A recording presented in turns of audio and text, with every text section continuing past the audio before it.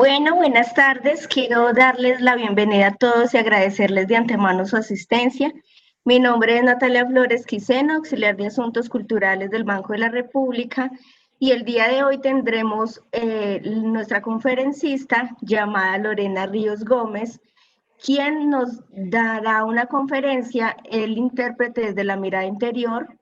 Les haré una pequeña reseña sobre nuestra invitada. Es Lorena Ríos Gómez de Medellín, Colombia, ganadora de la beca Jóvenes Talento del ICETEX en el año 2012. Se ha presentado como solista en el Encuentro Internacional de Mujeres Artistas Ciudad de México, Festival Internacional de Saxofón Bellas Artes Cali, con la Orquesta Sinfónica de Cusco, con la banda de la Red de Escuelas de Música de Medellín y en el 16º Seminario Internacional de la Música Yamaha. Participó en el primer concurso latinoamericano de saxofón en Bogotá con los maestros Miguel Villafruela y Carlos Saverov. Y en el seminario Masterclass a cargo del concertista y pedagogo internacional Jan Murray. Ha realizado intercambios culturales a nivel internacional en Estados Unidos, México, Perú, Argentina, Portugal, España, Francia y Croacia. Es magíster en artes de la Universidad de Antioquia, realizó un posgrado en interpretación de saxofón en el Conservatorio Superior de Música de Castilla y León en Salamanca, España. Es egresada de la Universidad de Antioquia como maestra de saxofón. Es artista Selmer Paris, se desempeña como docente de saxofón en la Universidad de Antioquia y actualmente es aspirante a magíster en musicoterapia. Es intérprete del saxofón soprano, el Cuarteto Latinoamericano de Mujeres Saxofonistas y el Magic Girl Sax. Esperamos que disfruten mucho esta conferencia. Como recomendación, sugerimos mantener los micrófonos apagados para evitar interferencias solo al momento de intervenir. El chat también queda abierto para quienes deseen participar a través de este medio. Y ahora sí, los dejo con nuestra invitada, Lorena. Buenas tardes, bienvenida. Es un gusto tenerla hoy en este espacio con nosotros. Bueno, muchísimas gracias por la invitación, gracias por la introducción también, Natalia. Bueno, este espacio es como para cerrar esta semana tan interesante que estuvimos compartiendo con la Cátedra de Saxofón de Pereira y algunas personas de Manizales. Muchísimas gracias, chicos, por todo ese tiempo. La verdad que fue un tiempo, un espacio maravilloso. Bueno, en la tarde de hoy quiero compartirles pensamientos y reflexiones alrededor de la música y más que el objetivo de brindar conceptos o posicionar como estructuras es simplemente generar preguntas, cuestionar nuestra posición como intérpretes desde la música, pero más que todo desde nuestro propio ser. Para poder hacer esto, pues primero debo de compartir un poquito de lo que ha sido mi experiencia y por qué llegaron como todas estas reflexiones a mi vida y por qué también es tan importante para mí en este momento. Como ya lo habían comentado, Natalia, bueno, soy graduada de la Universidad de Antioquia como maestra en saxofón y luego me fui a España a hacer un posgrado en interpretación. Y hasta ese momento todo lo que había hecho en mi vida era alrededor de la música. Conciertos, ensayos, grabaciones, recitales, todo lo que me rodeaba era música y simplemente hablaba todo el tiempo con músicos. Por cuestiones de la vida, cuando volví a Medellín y de las homologaciones de títulos, comencé a hacer una maestría y era desde un proyecto musical, pero era una maestría en artes. Y ahí es como que mi entorno comenzó a cambiar, porque ya el círculo de personas donde me movo, diseñadores gráficos, personas de cine, actores, bailarines, también tenía una compañera que era psicóloga, entonces, bueno, y también muchos músicos, pero como que mi círculo se comenzó a abrir y era mirar la música, pero desde una posición muchísimo más profunda. Entonces desde allí comenzaron a generarse muchos interrogantes y qué es lo que hoy quiero compartir con ustedes. Para comenzar, pues voy a compartirles una frase que es: la música es esencialmente un juego de sentimiento sobre sentimiento, que se expresa solo en la medida que se despierta el sentimiento y solo puede ser expresada mediante el sentimiento. De esta frase yo creo que nos quedó algo supremamente claro y es la palabra sentimiento. Es cómo vivimos la música. A la final, cómo la estamos sintiendo y cómo la estamos expresando. Y de ahí pues voy a lanzar un montón de preguntas que han sido importantes para mí. Es pues, lo primero es, disfrutamos nosotros de nuestra práctica instrumental o cuánto la estamos sufriendo. En esa práctica tenemos sentimientos incomprendidos, esos que no sabemos cómo definirlos, todas esas cosas que a la final es como, bueno, eh, no sé qué siento cuando toco, no sé si es positivo o negativo, bueno, todas estas cosas. De qué forma también podemos superar esas dificultades y si se pueden estudiar o se puede, qué trabajo se puede hacer alrededor de los sentimientos, cómo se puede también de cierta forma potenciar como esa personalidad del artista. Y bueno, cómo proyectar un discurso musical al público. Yo creo que hay muchísimas preguntas desde esa primera instancia. ¿Lo disfrutamos o no lo disfrutamos? Como intérpretes tenemos una posición hermenéutica, que es de traducir un mensaje. Entonces tenemos una partitura que tiene unos códigos musicales que nosotros podemos descifrar porque tenemos un montón de estudios pues, del pentagrama, de la notación, de las cifras y que lo podemos descifrar esos códigos. Entonces lo primero que hacemos es traducir el mensaje, asimilarlo en nuestro pensamiento, luego cómo ese mensaje nos transversaliza desde las emociones y para poderlo compartir a un público. Entonces, en ese proceso de asimilación, interiorización y compartir, también se pueden generar a veces rupturas. Y es como ir al detalle y poder reconocer cuál es nuestro proceso de poder traducir ese mensaje. Ahí es súper importante porque es como que, bueno, nos llenamos de todos los componentes que podemos para traducir el mensaje, desde lo conceptual, desde lo emocional y desde lo corporal para traducirlo. Y bueno, desde nuestro estudio es como que siempre estamos inmersos en la música y estudiamos la música como el objeto, el proceso y el final. Siempre estamos pensando en la música, pero nos desconocemos a nosotros mismos como física, mental y emocionalmente. Y eso es de lo que quisiera hablar es el día de hoy. Ese valor implícito desde el ser y cómo el reconocernos nos permite generar espacios reflexivos que conlleven también a procesos originales y creativos, como desde lo que es la esencia de cada uno. Soy persona de diccionario, me encanta el diccionario para poder como entender y comprender la definición de las cosas y también me gustan mucho las frases, así que quiero compartirles otra frase que me parece muy bonita y es de Carl Jung que dice, a ver qué se me perdió, la visión solo llega a ser clara cuando uno puede mirarse el corazón. El que mira hacia afuera sueña, pero el que mira hacia adentro despierta. Y aquí yo tengo una palabra que para mí es muy, muy valiosa y es reconocer. Es tan valiosa que se escribe igual al derecho y al revés. ¿Cómo podemos reconocer lo que sentimos? ¿Cómo podemos reconocer lo que somos? Y cómo en ese reconocer podemos siempre ir como apropiándonos más de lo que son nuestros procesos. Vamos entonces a hablar de tres instancias desde el ámbito emocional, el ámbito mental y el ámbito corporal. Para comenzar entonces con el ámbito emocional, lo primero que quisiera que nos cuestionáramos es ese reconocer nuestras pasiones, qué es lo que realmente nos gusta en la vida. Y yo sé que pues si estamos acá, una gran mayoría podremos ser músicos. Y es como, bueno, si yo escojo la música porque me apasiona la música, pero dentro de la música, ¿qué es lo que me apasiona de la música?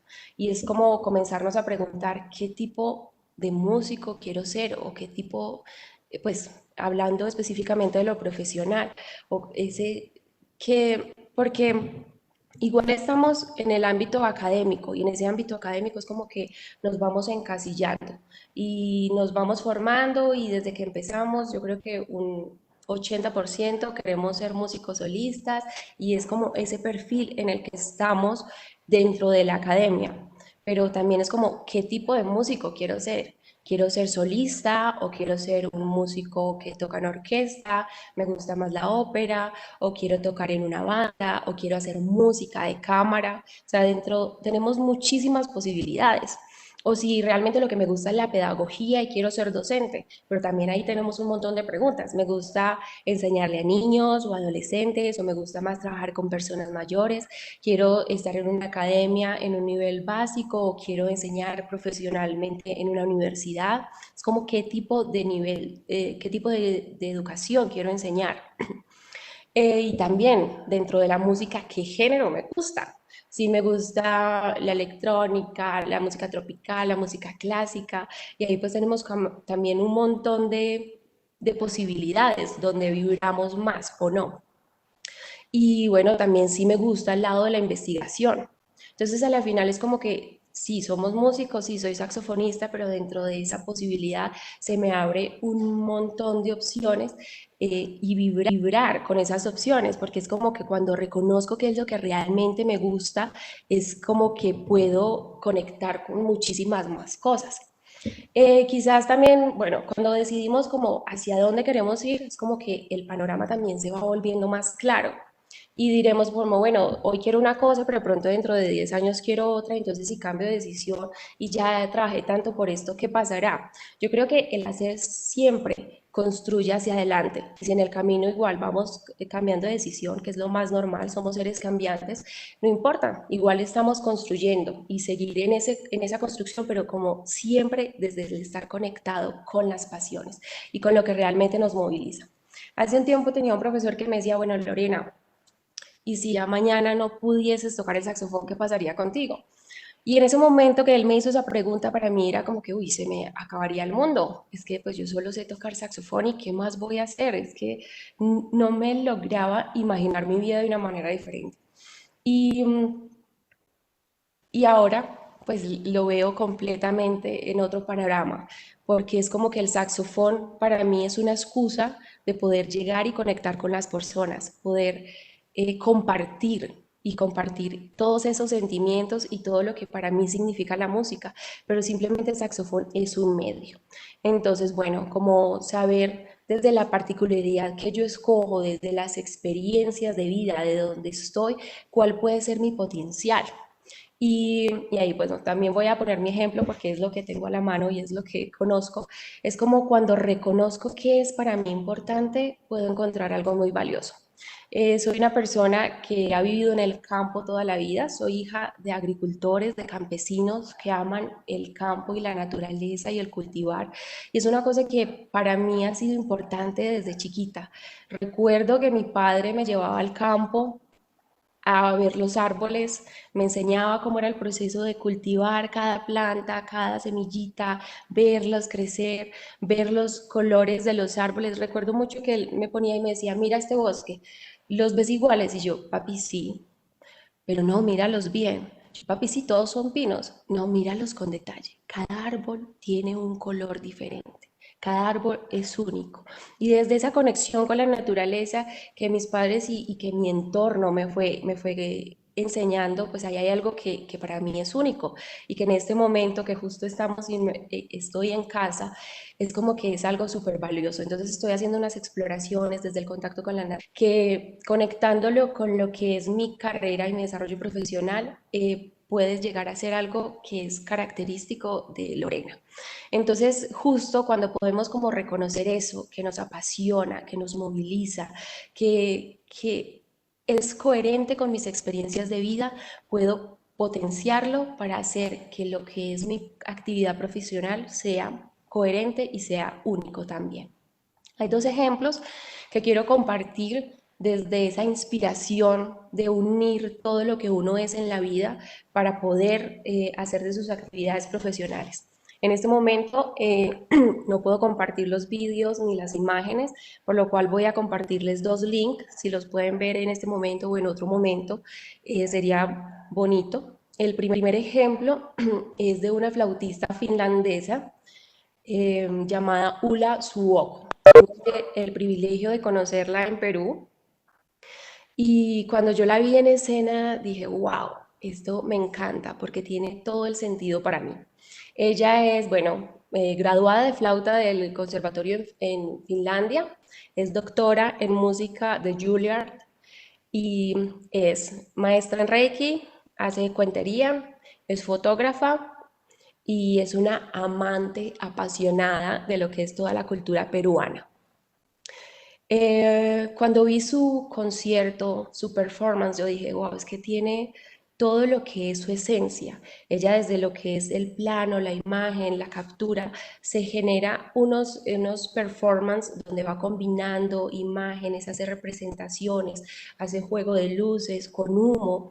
Eso es lo que es la puesta visual.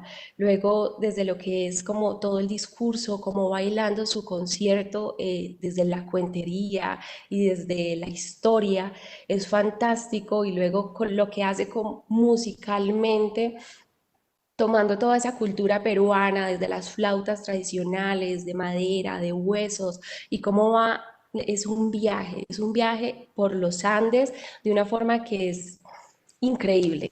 Yo dije, esto para mí tiene todo el sentido y luego cuando escuché su ponencia y su forma de expresarse era supremamente lógico.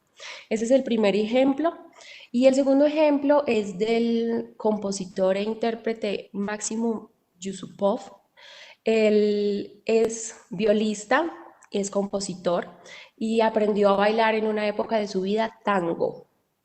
Entonces, es de esas cosas que te apasionan y que aprendes, pero que no tienes ningún espacio donde poder compartirlo.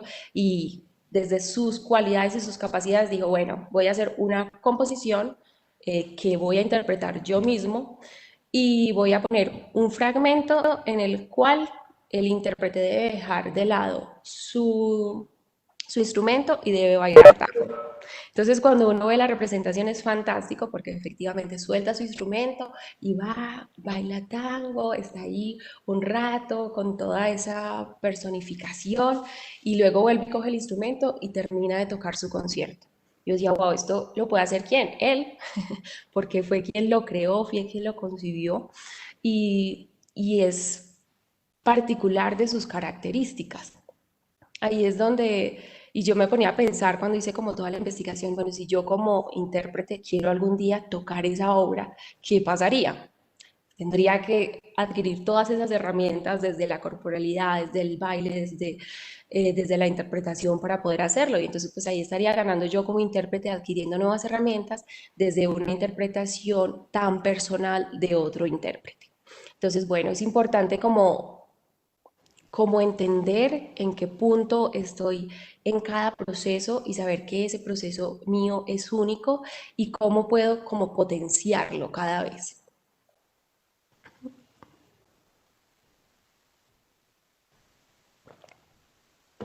Ok, vamos a hablar entonces ahora, esto como desde la particularidad de cada proceso y desde el reconocer.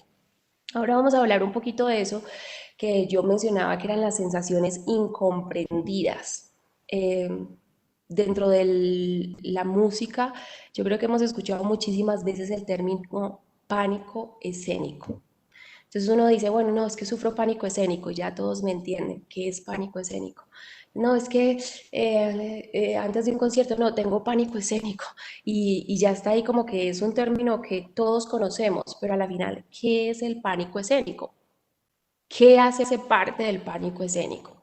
Cuando decimos pánico escénico, ¿qué me estoy imaginando? ¿Qué emociones incomprendidas, de qué emociones que de pronto no me hacen sentir tan bien estoy sintiendo? Entonces, al final hay un montón de emociones y sensaciones que tenemos y todas las ponemos ahí como dentro de la misma bolsita. Son pánico escénico, ¿sí? Pero a la final, pues es miedo, es ansiedad, es estrés, son nervios o puede ser angustia. ¿Qué es lo que estoy sintiendo en ese momento? Al reconocer cuál es el sentimiento que me invade, definitivamente lo puedo como canalizar de una manera diferente. No es lo mismo como yo decir, no es que estoy ansioso o estoy angustiado, o no, definitivamente es que estoy que me muero del miedo, ¿sí? Sí, también como que todas esas emociones están dentro del pánico escénico cuando las miro y cuando las busco en el diccionario, ahí es donde digo amo el diccionario, es como que puedo entender qué es lo que me está generando a mí esa sensación y también desde que la entiendo, también cómo la puedo manejar. Si es angustia porque no estudié bien el pasaje, entonces, bueno, lo trabajo bien. Y ahí en ese reconocer es súper importante como que mirarlos con lupa. Em, y hablando un poquito más allá, es como también mirar el miedo. Em, el miedo lo tenemos tan sobre calificado de muchas maneras. ¿Qué es el miedo? Y qué causa en mí el miedo. Siempre que decimos, no, es que tengo miedo, es como que, wow, es la cosa más horrible del mundo. Pero al final también pues es como mirar las, uy, perdona, es mirar como las características que tiene el miedo. Tenemos dos tipos de miedo y también como saber definir cuál miedo es el que yo siento. Si es ese miedo activador, que es el miedo que te protege, es ese miedo que te hace hacer cosas impensables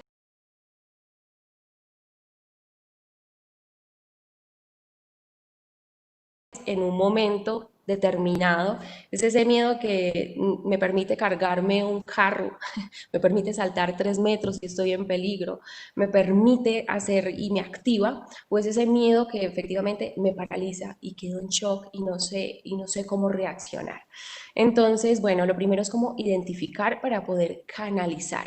Para mí es súper importante el proceso de escritura. Yo le sugiero mucho a mis estudiantes que escriban. Para mí la escritura es catarsis, es reconocer, es orar, es meditar, bueno, es un montón de cosas. Entonces, para mí entender los miedos, lo primero es como detectarlos, apuntar, para detectar a qué tengo miedo. Y muchas veces es un qué, a qué le tengo miedo. Le tengo miedo a que el concierto no salga bien, a que me equivoque en un pasaje, a que el final no sea contundente. ¿A qué le tengo miedo? Muchas veces el miedo es un qué, pero otras veces el miedo es un cómo. ¿Cómo lo voy a lograr? Me acuerdo que cuando estaba empezando a manejar, era como que siempre salía de mi casa muerta del susto, pues ¿cómo voy a llegar a la universidad si me toca atravesarme toda la ciudad? Entonces muchas veces el miedo es un cómo, o cómo va a salir el concierto. Eh, Otras veces el miedo es un quién. A veces es, bueno, va a estar mi profesor en el concierto o va a estar, no sé, eh, quién está viéndome y nos comenzamos y nos llenamos de un miedo impresionante. Otras veces el miedo es aun cuándo, ¿cierto? Si me da ese susto así que 10 minutos antes de empezar el concierto o 3 días antes del concierto o el miedo me coge un mes antes del concierto, no sé. Es cuándo, es saber como todos esos por qué. Y cuando sabemos, bueno, si lo que me da miedo es que no me salga un pasaje, bueno, lo estudio. Si me da miedo es un cómo hago los procesos que tenga que hacer para solucionar ese por qué me da miedo. O si es a un quién, entonces, bueno, tengo que hacer un proceso personal con esa persona para poder dejar un poco ese miedo. Si es un cuándo, listo, voy aprendiendo a manejar mis emociones para que no me bloqueen las presentaciones que tengo que hacer. Generar conciencia, porque igual a la final por los miedos nos cuidamos más, por el miedo es que trabajamos, por el miedo es que vamos haciendo que todo funcione.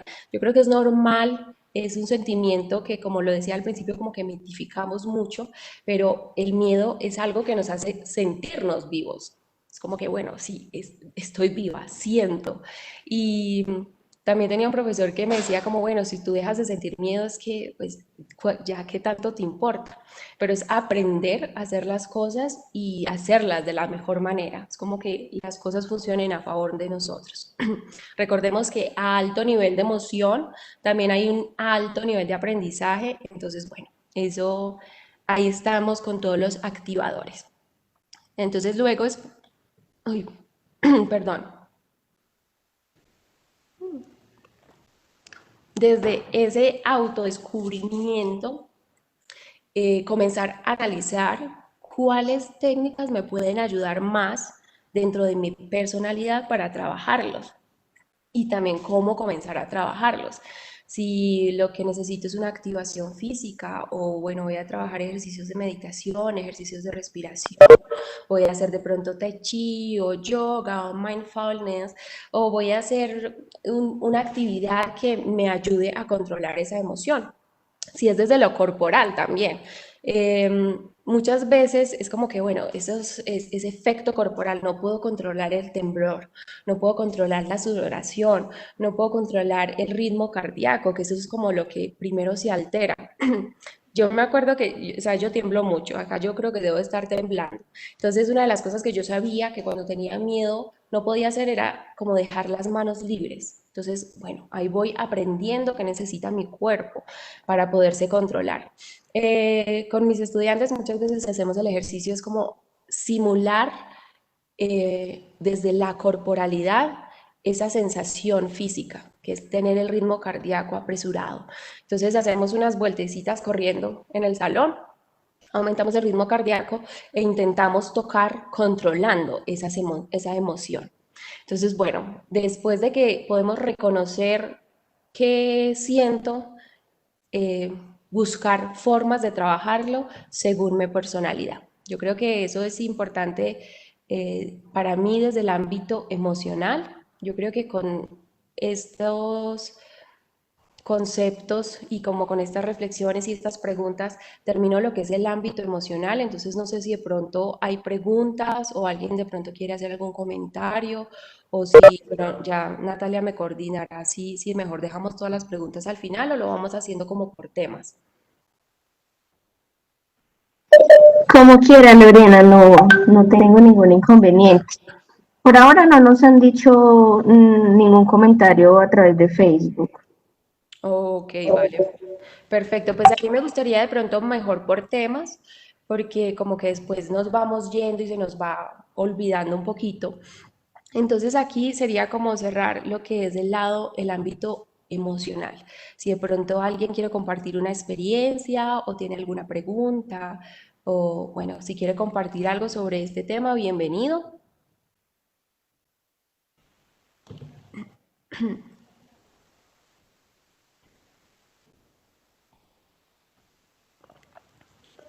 Ok, muy bien, entonces vamos a continuar con ese segundo aspecto que para mí es también muy importante, que es el ámbito mental.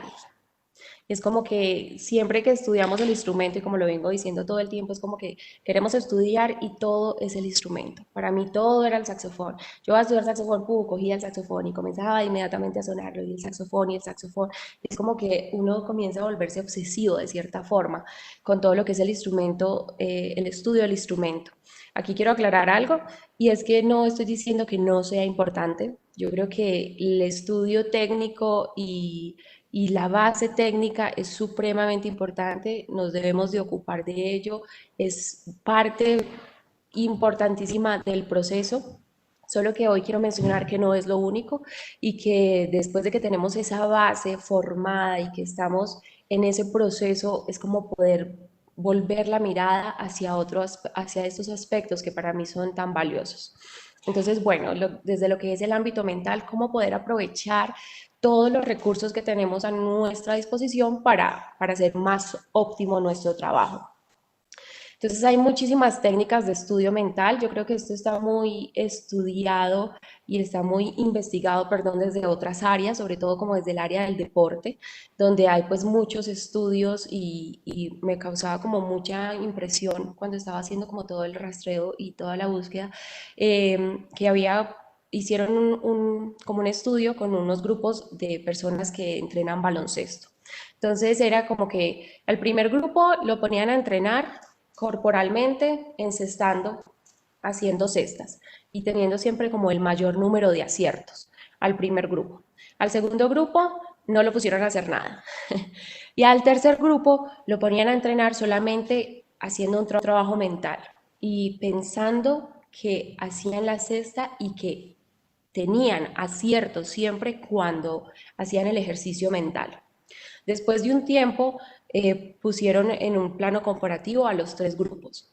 Entonces, bueno, efectivamente el grupo que no hizo nada no avanzó. El grupo que entrenó físicamente avanzó bastante y el grupo que entrenó solamente mentalmente tenía un porcentaje de acierto prácticamente igual al grupo que había entrenado todo el tiempo corporalmente. Entonces ahí pues se demuestra que la asertividad y que la práctica del estudio mental es tan importante y tan efectiva como hacer las repeticiones. Y ahí es donde yo quiero como ponerlo sobre la mesa porque es como que siempre queremos hacer todo a través del instrumento. Y es valioso tener opciones. ¿Por qué? Porque muchas veces no disponemos del instrumento o no disponemos del espacio. Supongamos que estamos viajando y son muchas horas o que no hay un cubículo libre en la universidad para estudiar, que eso es la realidad de muchos en muchos momentos. Supongamos que tenemos una lesión y que tenemos que tener un tiempo de reposo, entonces poder aprovechar todas estas opciones de estudio e irlas incorporando dentro de nuestras prácticas habituales. Hace 2 semestres tuve un reto con una estudiante y es que tuvo una lesión y no podía tocar. Entonces era como, bueno, ¿qué vamos a hacer? Estás acá, quieres estudiar, quieres seguir trabajando, hay que definitivamente darle un descanso al cuerpo porque el cuerpo te lo está pidiendo, pero ¿cómo podemos seguir avanzando y seguir trabajando? Entonces tomamos todas las técnicas de estudio mental que pudimos recoger, irlas integrando y mirar también cómo funcionaban mejor. Recordemos que la práctica instrumental y pues es una carga física como si pues, somos unos deportistas de alto rendimiento y pues no es necesario reducir el número de actuaciones para no sobrecargar, prevenir cargas musculares y pues en la práctica es más eficiente si lo hacemos regularmente. Es como la creatividad, que con el tiempo de la práctica se va desarrollando. Los ejercicios de estudio mental también son más eficientes si los hacemos regularmente.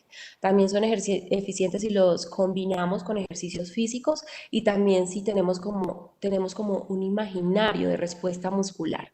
Entonces, bueno, ahí hay varias formas como de ir integrando. O sea, yo creo que si vamos haciendo como una recopilación de las palabras importantes del día de hoy, para mí la primera sería reconocer lo que somos y luego es como integrar todas las posibilidades que tenemos, como dice un amigo mío, las posibilidades y las imposibilidades que tenemos para poder ir explorando todo lo que somos. Dentro de lo que es ese ámbito mental, para mí ha sido muy, muy, muy valioso lo que es la parte de la visualización. Y recuerdo pues que son herramientas como de la musicoterapia, donde podía como prepararme mentalmente desde la visualización para los conciertos. Estas son prácticas que hago desde hace mucho, desde la universidad, y que me han sido muy valiosas. Es como que prepararme siempre con visualización. Entonces, bueno, hay un montón de ejercicios que podemos hacer alrededor de eso, desde imaginarnos en el escenario, con público, sin público, hacer escuchas, pero generando procesos de visualización creativa. Bueno, hay otras cosas que son como imaginarse animales de poder, imaginar representaciones instrumentales como si fuéramos otros instrumentos. Bueno, hay un montón de actividades que van desde ese proceso de visualización, pero dentro de lo típico y lo que normalmente siempre hacemos es como visualizarnos en los espacios. Recuerdo que hace más o menos un año estaba en un festival, iba para un festival en México y justo estaba montando un performance nuevo y lo primero que yo necesitaba era como saber cómo iba a ser el auditorio. Y recuerdo que apenas me mandaron la foto, a mí casi se me va el mundo porque era un auditorio extremadamente grande. Y yo pensaba yo, pero ¿cómo yo con un saxofón solo tengo que llenar todo ese espacio? Pero desde esa foto que me enviaron en ese momento fue como comenzarme a preparar emocionalmente para poder pararme en ese escenario y poderlo llenar. Entonces, bueno, para mí tener como imágenes de los lugares donde voy a tocar, de pronto también saber un poquito el vestuario que uno va a usar o imaginarse las personas que de pronto me generan un poquito de ansiedad en ese lugar, también me ayudan. Entonces, bueno, los procesos de visualización para mí son muy valiosos, son importantes, me generan muchas posibilidades y bueno, sería rico como poder como cada uno comenzar a explorar desde lo que le sirve a cada uno. Y bueno, para terminar este lado, que es como desde el ámbito mental, es como también aprovechar los tipos de memoria que tenemos. Como que genéticamente uno dice, bueno, tengo buena memoria o tengo mala memoria, pero pues realmente solamente un 30% de nuestra memoria es con lo que nacemos, es la memoria genética. De resto, de ahí en adelante, todo ese otro 70% es cómo desarrollamos nuestra memoria y cómo la estamos entrenando alrededor de los hábitos. Entonces, bueno, aprovechar todos los tipos de memoria. Tenemos la memoria auditiva, la memoria nominal, la memoria visual, la memoria analítica y la memoria muscular. Y básicamente cuando estamos estudiando nuestro instrumento es como que solamente utilizamos la memoria auditiva y la memoria muscular. Es como que nos quedamos ahí, pero bueno, nos falta mucho de, bueno, la visual, pero poder como integrarlas todas, la analítica, la nominal y bueno, estar ahí como en esa combinación. Eh, Esto es básicamente lo que quería compartirles desde lo que es el ámbito mental.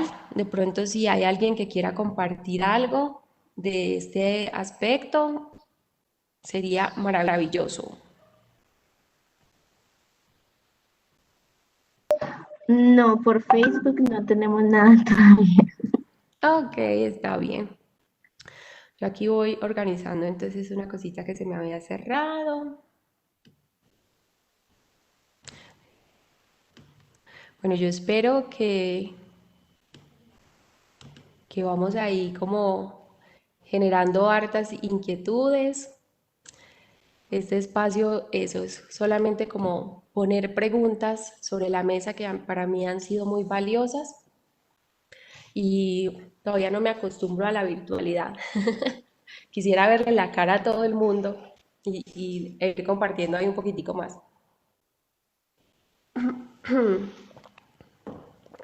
Bueno, y el último, uy, perdón.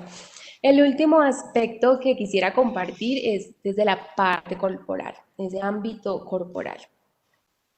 Y aquí pues va otra experiencia. Cuando estaba haciendo la maestría en artes, mi proyecto era súper así musical. Solo hablaba de música, era sobre hacer una reducción de una obra, era supremamente musical.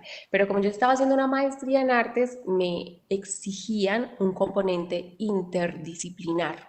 Yo creo que esa ha sido de las obligaciones más duras que he tenido en mi vida, pero más valiosas, porque también es como que me sacó de esa zona de confort donde yo estaba pensando en la música solo desde la música. Y ahí surgió la idea de explorar todo lo que es la parte corporal y lo que es la gestualidad en la puesta en escena musical. Esto para mí fue otro mundo y fue una fortuna contar con una compañera de la maestría, ella se llama Eliana, y ella como que me acogió y quiso darme desde su ser todo lo que era, todo lo que ella podía brindarme. Ella es bailarina y es psicóloga, entonces comenzamos a hacer unas exploraciones desde la danza y la imaginación activa en movimiento. Y bueno, aquí es donde quiero compartirles qué significó toda esa exploración corporal para mí. Voy a comenzar con una frase como siempre, y es que hay una corporeidad del pensamiento como hay una inteligencia del cuerpo. Y es cómo integramos y cómo pasamos eso de un lado al otro. De aquí comenzar a hacer un montón de preguntas que fueron como mis cuestionamientos durante la maestría y dentro de las exploraciones, y es, primero, ¿de qué modo se genera la gestualidad del músico? O sea, ¿cómo nos estamos pensando? ¿Realmente pensamos que tenemos una gestualidad? ¿O simplemente estamos pensando, yo toco, yo toco, yo toco y yo toco? Pero ¿quién toca el instrumento? ¿Cómo me estoy proyectando? ¿Cómo se está pasando ese mensaje desde lo corporal, desde lo exterior al público? Cómo la gestualidad se relaciona también directamente con la personalidad particular del intérprete, porque es que no es como que, bueno, yo como profesora te voy a decir, bueno, me vete aquí, aquí vas a hacer esto, y aquí entonces en esta frase vas a hacer así, así, así, así, así, y aquí vas a hacer, no, yo creo que es como conectar con esa personalidad, con ese movimiento que es mío, que es auténtico, que yo siento, que en este momento que estoy tocando esta pieza realmente lo estoy sintiendo, pero también cómo llegamos a ese proceso. ¿Cómo puedo sentir mi cuerpo cuando estoy tocando? Porque es como que invisibilizamos nuestro cuerpo. Siempre es como la música, el instrumento. Pero ¿quién toca el instrumento? Lo toco yo. ¿Y por qué se invisibiliza mi cuerpo? Es como que, bueno, siempre le damos más importancia a la música, siempre le damos más importancia a la técnica, al instrumento, a todo lo que está ahí, pero ¿quién lo toca?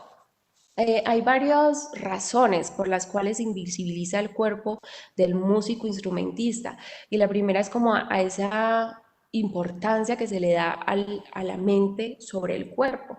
Cuando somos niños y llegamos a la escuela, lo primero que nos dicen es, bueno, muy lindo, siéntese acá, quédese calladito y escuche. Entonces ahí es como, puf, la primera ruptura, la primera barrera que tenemos. Siéntese y escuche, no haga nada, no se mueva, quieto. Entonces es como que ¡puf!, bloqueamos el cuerpo. Luego desde la música también hay otros aspectos de invisibilización, y es como que la música prevalece sobre el intérprete. Entonces vemos cómo anteriormente eh, las orquestas estaban en las partes superiores de las iglesias, atrás, para que la música llegara como desde el cielo y no se oiera al intérprete, sino que simplemente se escuchara la música. Que está en el foso para que toda la parte teatral, bueno, en las óperas aparezca. O bueno, esto tiene varias connotaciones, y es que nos vestimos de negro por elegancia y por uniformidad, pero también para que en la lejanía se perdiera el cuerpo de músico y simplemente se escuchara el discurso musical. Entonces, si vemos todos estos aspectos, es como que siempre se está invisibilizando el cuerpo del intérprete. Fuera de eso está el atril, está el instrumento y después estoy yo. Entonces, como que tenemos un montón de barreras. Entonces, bueno, ¿qué hacemos? ¿Cómo hacemos? ¿Cuáles serían los primeros pasos? Es como empezar a pensarnos.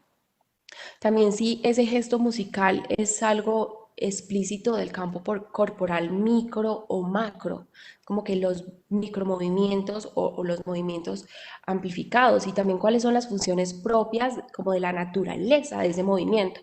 Muchas veces como que vemos a un violinista y uno dice, wow, ese violinista está ahí con toda la pasión, tocando con todo el amor, wow, me encanta, es que el violín es hermoso, y uno ve al violinista con toda esa pasión, pero realmente es que desde la funcionalidad del instrumento, el intérprete tiene que hacer un desplazamiento corporal amplificado, grande, que hace que el instrumento suene.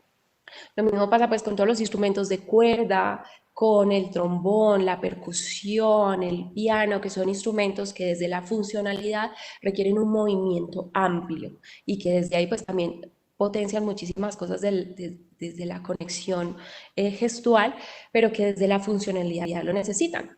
Nosotros los instrumentistas de viento es como que estamos limitados y tenemos un movimiento reducido, es micro. Como saxofonista yo puedo tener mi saxofón, toco acá, los dedos, el aire que funcione bien, y no necesito más para que funcione el saxofón, ¿cierto? No necesito desplazar y hacer nada. O sea, desde la funcionalidad estoy aquí y es perfecto.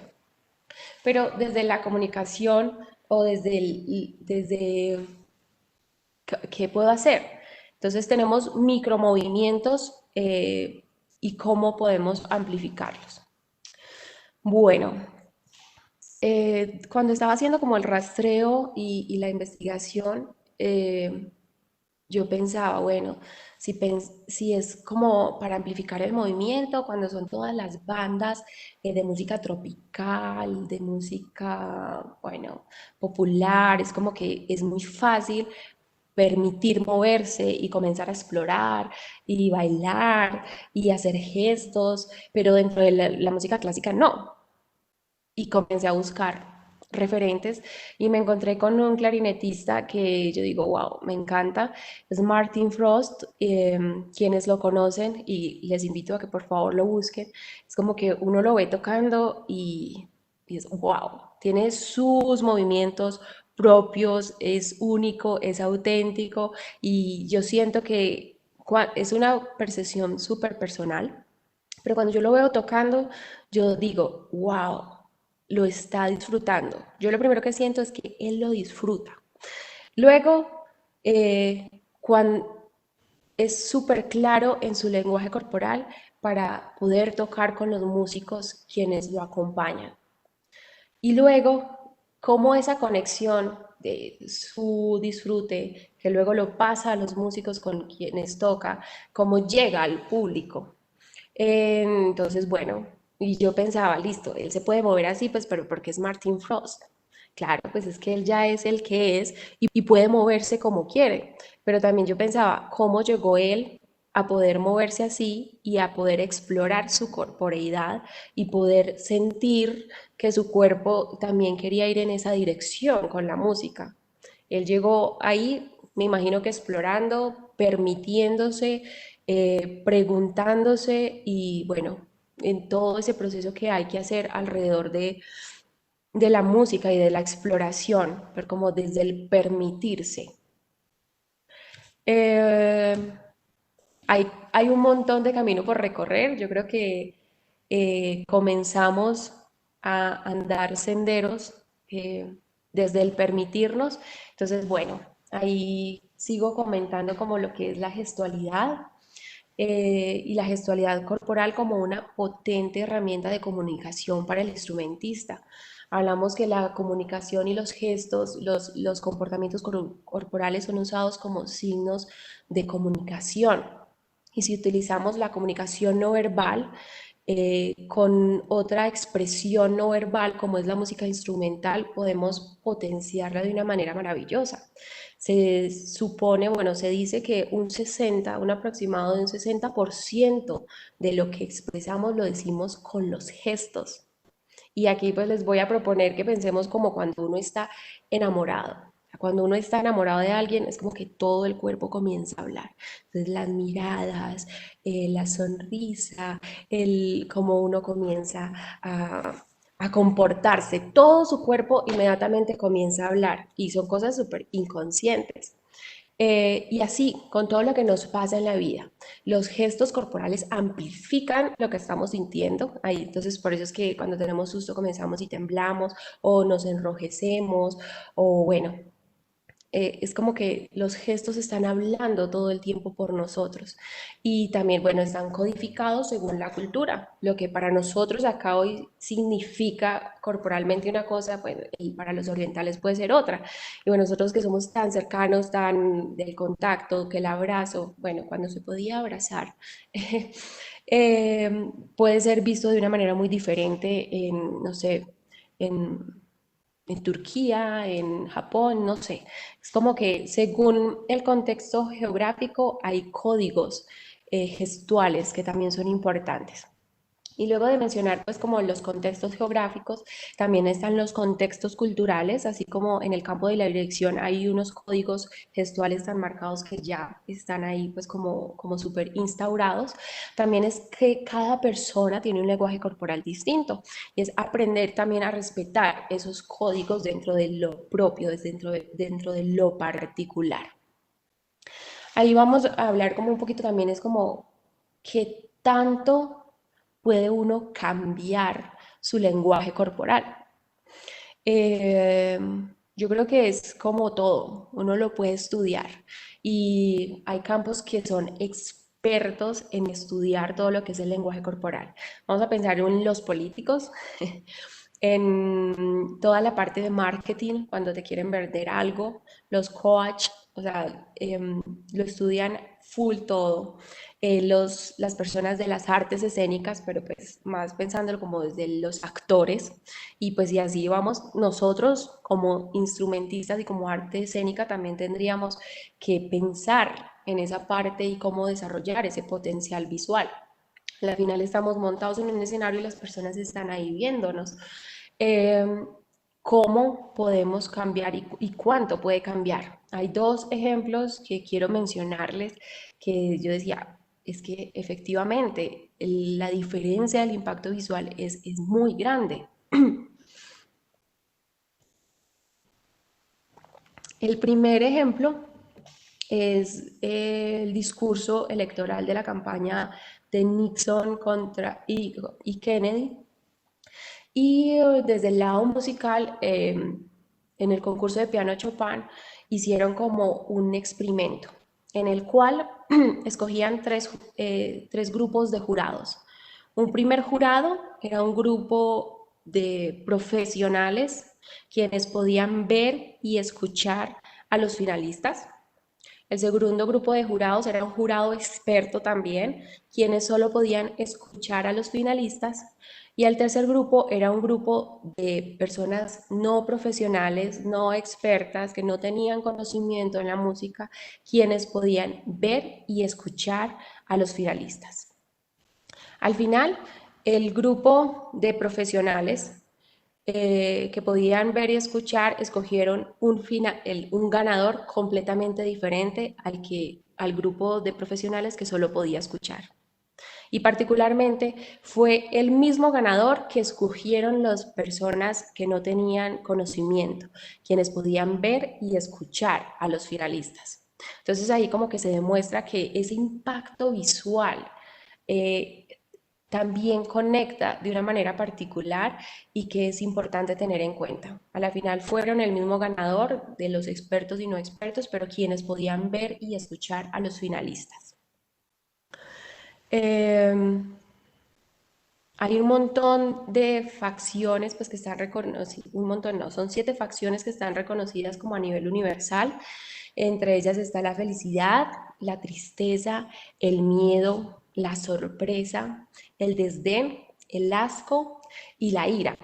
Y bueno, ahí cuando comenzamos como a reconocer las emociones y bueno, estas que están como tan establecidas universalmente, es como que también cómo podemos apropiarlas para hacer que hagan parte de nuestra práctica instrumental e irlas integrando, o sea, así cómo quiero ir tocando y cómo esas emociones pueden ir conectando con el discurso musical.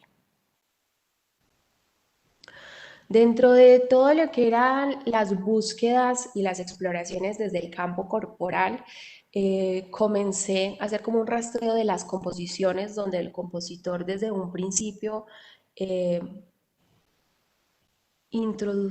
pues pusiera en la partitura como aspectos corporales, movimientos o zapateos o desplazamientos. Entonces, bueno, hay una obra que se llama Paz de Five, que son 5 percusionistas que están en un espacio intervenido, entonces se hacen desplazamiento, entonces es como una obra performática.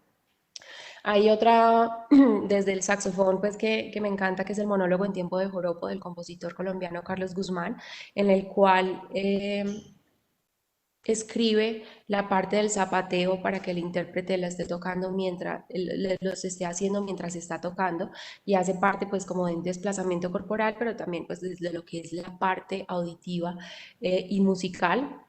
Y otra que me gustaría mencionar que es Infrahonschaft del compositor alemán Stockhausen, en el cual el compositor sugiere un movimiento según las tímbricas que está utilizando. Entonces, si son notas altas, utilizar un plano corporal alto, de a un lado al otro, si son graves, si es un movimiento estético, si es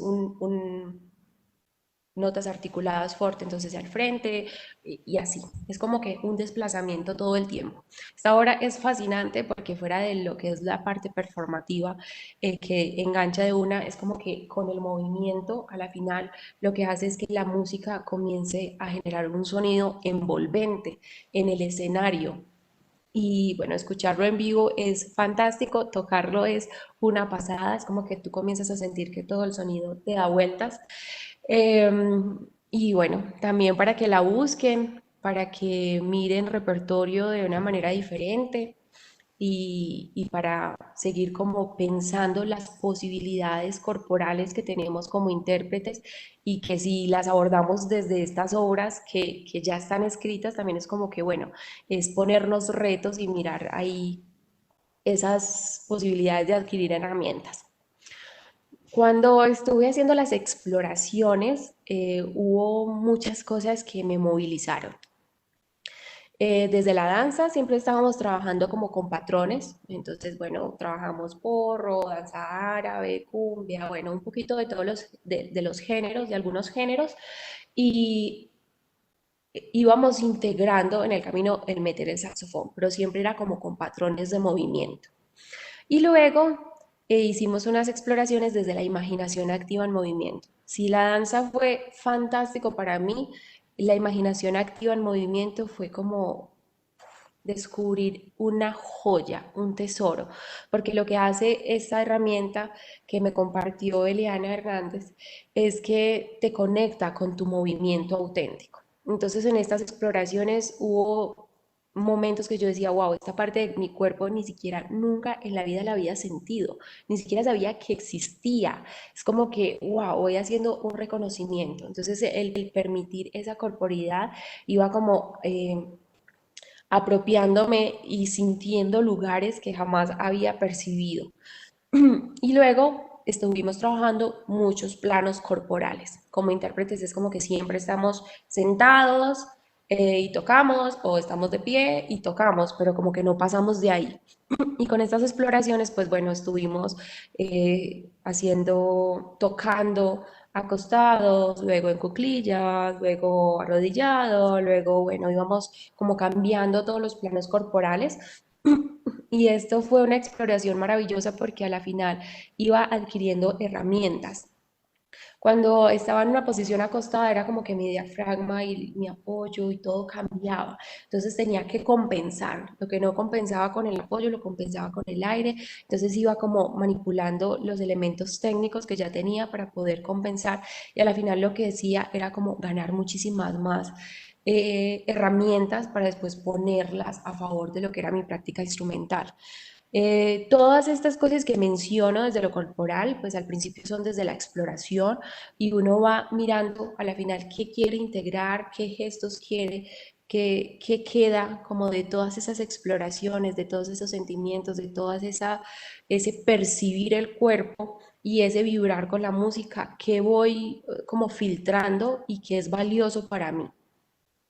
Entonces, bueno, yo creo que desde ahí es como todo lo que era la parte corporal, desde lo que era la exploración, de lo que para mí significó como todo ese proceso y que desde ahí es como que la música para mí tiene un significado diferente. Bueno, yo creo que desde esos aspectos era lo que quería compartirles. Voy como a cerrar. No sé si de pronto hay alguna pregunta de este tema o algún comentario que alguien quiera.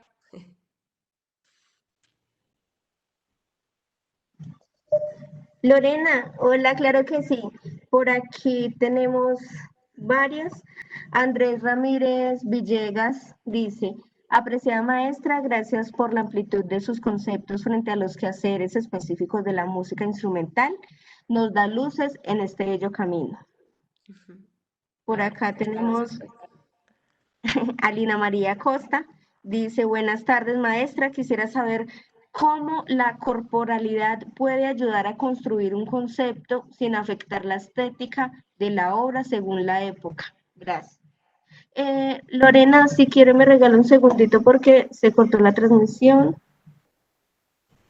Ok. Listo, ya. Ok. Bueno, yo creo que hay muchas, como muchas posiciones alrededor de la pregunta. Y nos vamos pues como, bueno, si queremos ser puramente así como desde lo estético y desde el momento, eh, pero yo creo que esa es de las posibilidades bonitas que tenemos también como intérpretes. Y, y es eso, como qué le pongo de mí a la interpretación. Me parece muy valioso lo que ella dice y es como, bueno, respetando la estética, respetando la música, respetando el concepto. Como lo mencionaba, pues ahorita es como sugerir, hacernos preguntas, permitirnos explorar y al final yo voy mediando y también como qué puedo hacer, ¿cierto? Cuando yo hablaba de los planos corporales, yo sé que es algo que lo puedo utilizar en un performance, pero sé que no lo voy a poder utilizar en todos mis conciertos. Entonces es como que ir teniendo herramientas para utilizarlas en los momentos que quiero y que siento que puedo hacerlo, respetando todo lo que implica cada compositor, cada obra y cada tiempo. Yo creo que para Listo. mí sería más o menos eso. Andrés Solarte, cordial saludo maestra. ¿Cómo podemos abordar la eliminación de tensiones en las etapas iniciales del aprendizaje? Ujú. En las etapas iniciales del aprendizaje. Bueno, yo creo que ahí pues va muy de la mano como con el profesor y como estar atento como a los pequeños detalles. Para mí pues aquí estaba hablando desde lo que es el plano corporal, pero desde el efecto de la comunicación no verbal, todos los gestos que podemos utilizar, pero también no lo hablé desde el lado corporal, desde la salud, porque pues es un campo que ya está como, que ya se ha hablado bastante. Entonces, pues cuando hablamos de tensión, es como que, bueno, primero ser conscientes de la naturalidad que necesitamos para tocar, si bien pues el instrumento no es una cosa que vino en nuestro cuerpo, es como poderlo siempre integrar de la manera más natural al cuerpo. Entonces, bueno, sé que a veces comenzamos con procesos de niños pequeñitos, que el instrumento les queda grande, que es pesado para ellos, pero es como ir cuidando las etapas, integrarlo lo más natural al cuerpo e ir corrigiendo también como en los momentos, como para no viciar. Lo ideal sería eso, igual pues sabemos todos los procesos como van yendo con sus particularidades, pero, pero vuelvo a lo que dije en un principio, para mí la palabra más importante es como reconocer, entonces ir como en el proceso poniendo cuidado a todos esos pequeños detallitos que a la final se convierten en una suma de muchos factores que son importantes. Entonces, bueno, cuidarlo, que sea natural y que vaya siendo orgánico con la, se me olvidó la palabra, sí, como con las características físicas de cada persona, porque pues igual, si es un niño es una cosa, si es una persona mayor es otra, pero siempre que se vaya como lo más natural posible. Listo. Karen Barreto García nos dice, buenas tardes maestra, veo que es muy importante hacer alianzas con personas de otras áreas como arte o psicología. ¿Cuáles serían las más grandes ganancias a nivel artístico y personal que surgieron de estas colaboraciones para usted? ¡Uy, qué bonito! Sí, es que yo creo que siempre es como que uno se queda en su propio nicho y como que se va cerrando el mundo. Como que para mí siempre es como que es importante compartir para compartir pensamientos, no, debatir pensamientos y compartir sentimientos. Es como que en esa dimensión del compartir. Y cuando nos quedamos con personas que están pensando como siempre en la misma dimensión, siempre como en las mismas características, siempre como con los mismos, no se nos va cerrando el mundo. Entonces, para mí fue supremamente valioso es mirar las posibilidades del arte, más allá, pues como que siempre pensamos la música, la música, la música, pero la música hace parte de algo que es mucho más grande, que es el arte, y a la final pues como que todo se integra. Dentro de lo que fue mi experiencia personal, justo como ella lo mencionó, para mí fue muy valioso la exploración con la danza y desde la psicología, porque los procesos de imaginación activa en movimiento, pues es desde la psicología. Fue maravilloso. Y otro que para mí fue muy valioso también fue como con la pintura, como hacer la relación de la música con la pintura, con los colores, con la escena, con el... Porque como lo hablábamos en las clases esta semana, es como utilizar todo lo subjetivo para que nuestro discurso musical se nutra. Entonces, para mí la pintura fue muy valioso porque fue como llenar mi cabeza y mis emociones de color. Desde la danza fue el fluir y el movimiento, y desde lo que era la psicología era como entender mis sentimientos para poderlos poner en función. Yo creo que todo lo que uno haga y todo lo que uno explore, ponerlo a favor de lo que uno hace sería el ideal, porque también es como que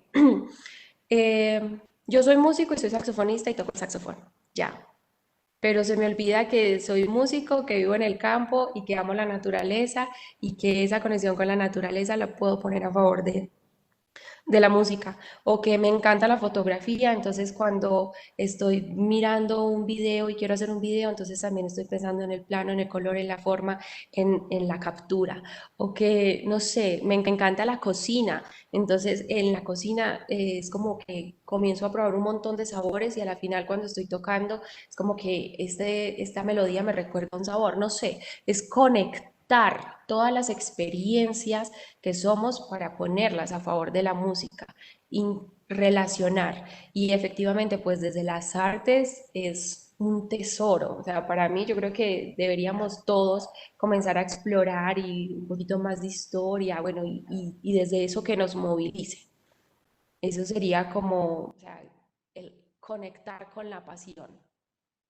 Muchas gracias, Karen, por estar. Qué emoción. Bueno, y el otro que tenemos es Escola Castillo, dice buenas tardes. ¿Cuál fue la obra que más marcó su desarrollo en el aspecto de interpretación? Uf.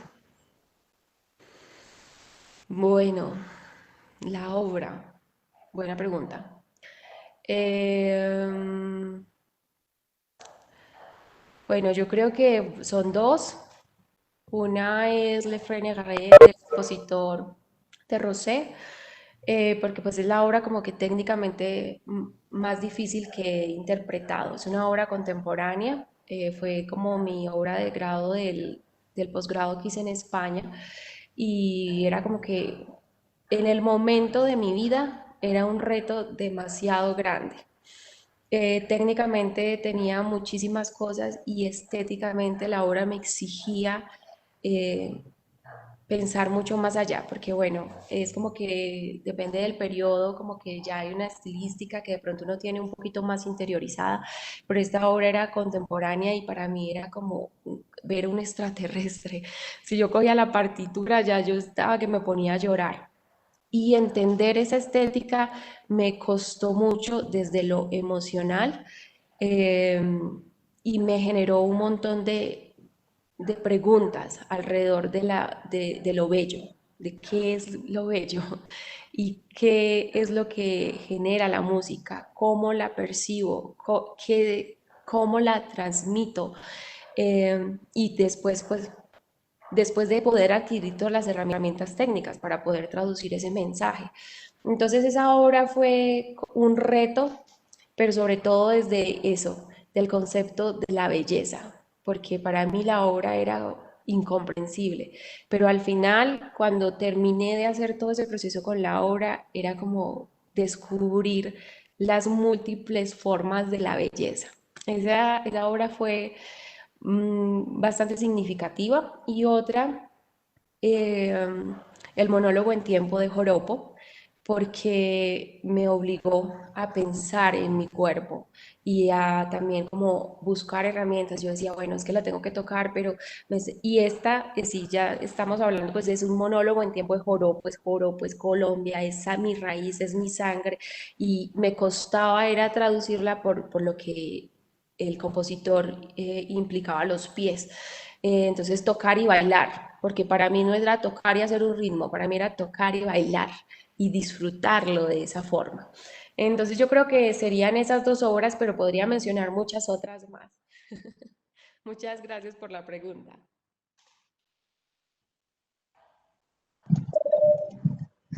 Bueno, no sé si de pronto haya otra persona que tenga alguna pregunta, algún comentario.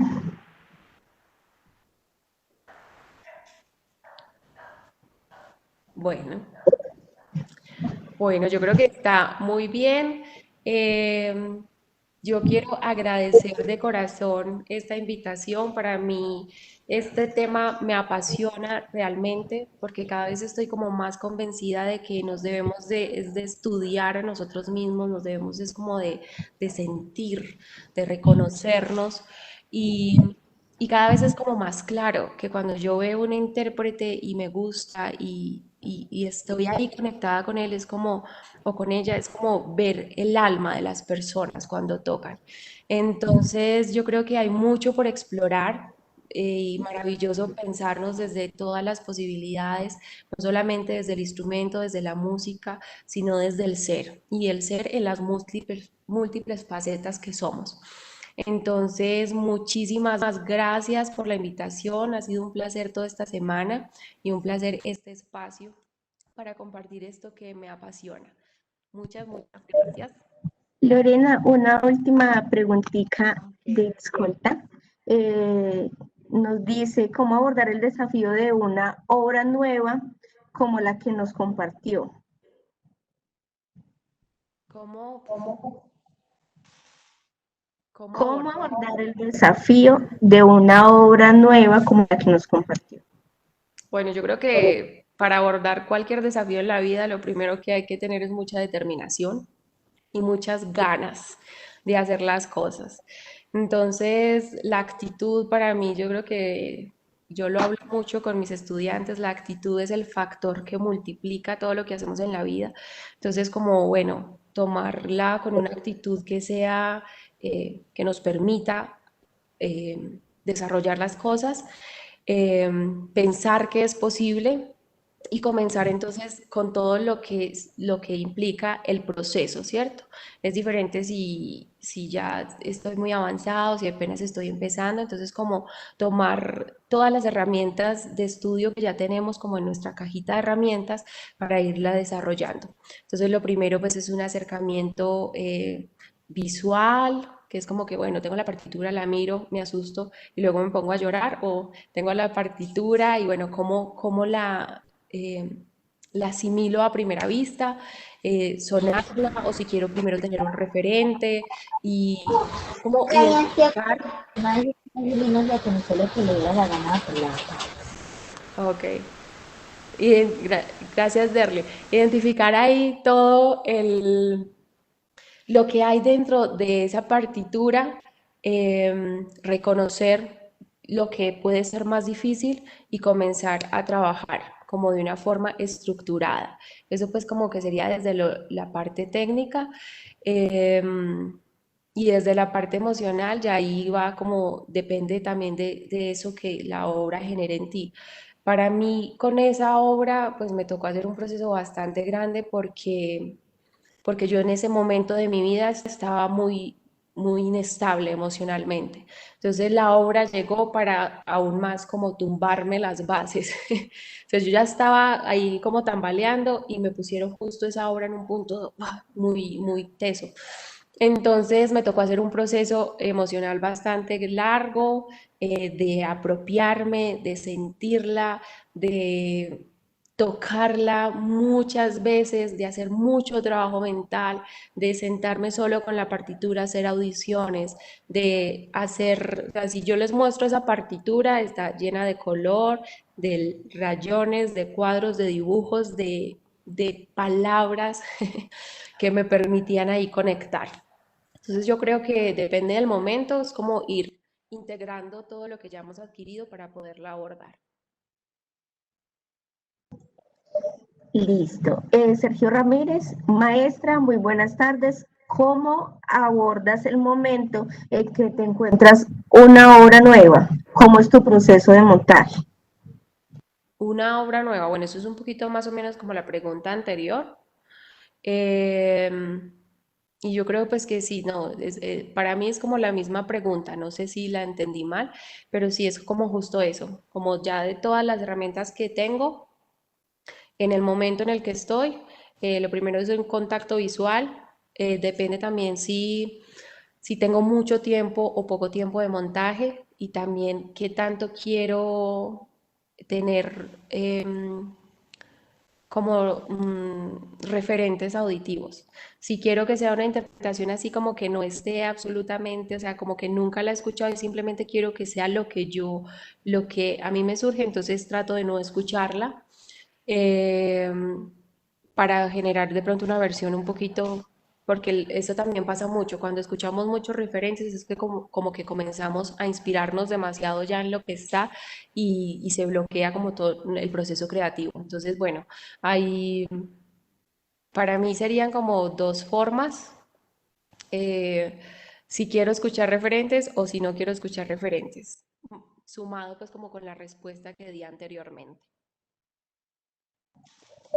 Listo. Ángela dice gracias maestra Lorena Ríos. Y por acá Jorge Andrés Arango también nos dice agradecer a la maestra Lorena Ríos por una semana llena de experiencias satisfactorias.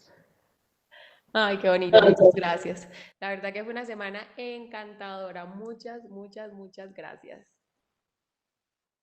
Sí, por ahora ya no tenemos más preguntas ni comentarios. No, y bueno, yo creo que fue un tiempo maravilloso. Yo me empeliculo mucho y la verdad que estos temas me mueven el corazón. Yo creo que cada vez vamos vibrando en frecuencias como más amorosas y como más desde el reconocernos. Y la música es algo que realmente conecta con el ser, con la esencia de las personas. Entonces, permitirnos vivir la música desde esa instancia, para mí es un sueño y es el ideal. Muchas gracias por esta invitación. Un abrazo para todos, así enorme, musical.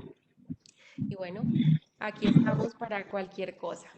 Muchas gracias. Bueno, Lorena, muchísimas gracias por compartirnos todos sus conocimientos. Sé que muchos nos vamos enriquecidos con otros pensamientos e ideas. Agradecemos también a todos por su asistencia y participación. Los invitamos a que visiten nuestra página web en www.banredcultural.org y conozcan toda nuestra programación virtual. Lorena, nuevamente muchas gracias por compartirnos todos sus conocimientos. A ti, Natalia, muchas gracias por apoyarme esta semana y muchísimas gracias por la invitación.